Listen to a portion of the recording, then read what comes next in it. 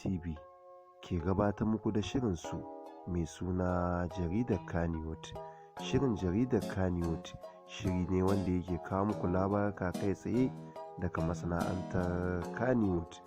Kasance da Jaridar Kannywood domin samun labaruka masu inganci.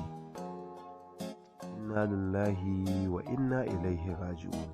A yau ne a masana'antar Kannywood muka tashi da mutuwar fitaccen jarumi wanda ake wa laƙabi da Ubale wanki-wanki.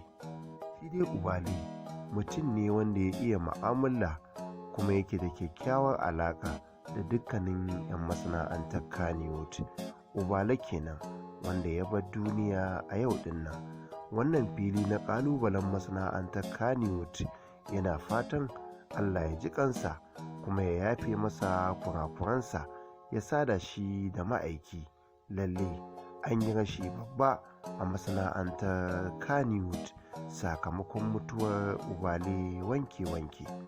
Wannan fili na ƙalubalen masana'antar Kannywood ya samu nasarar zantawa da 'yan masana'antar, kuma kowa abin da yake faɗa Ubale wanke-wanke mutumin kirki ne, ya iya mu'amala da jama'a.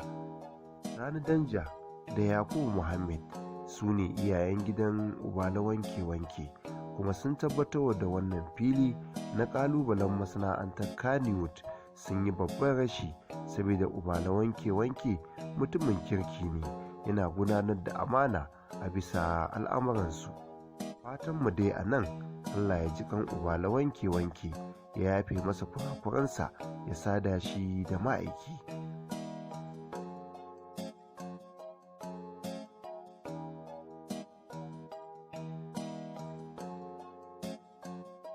Daman haka wannan duniya take, babu tabbas a cikinta ko kaɗan.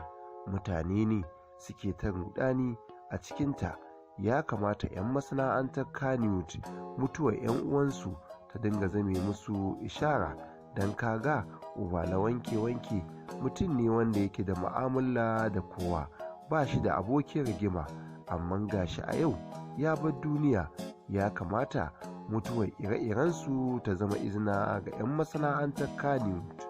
Wannan fili na ƙalubalen masana'antar Kannywood yana miƙa ta'aziyyarsa ga iyalan Ubale wanke-wanke, da fatan Allah ya ji kansa kuma Allah ya yafe masa kurakuransa.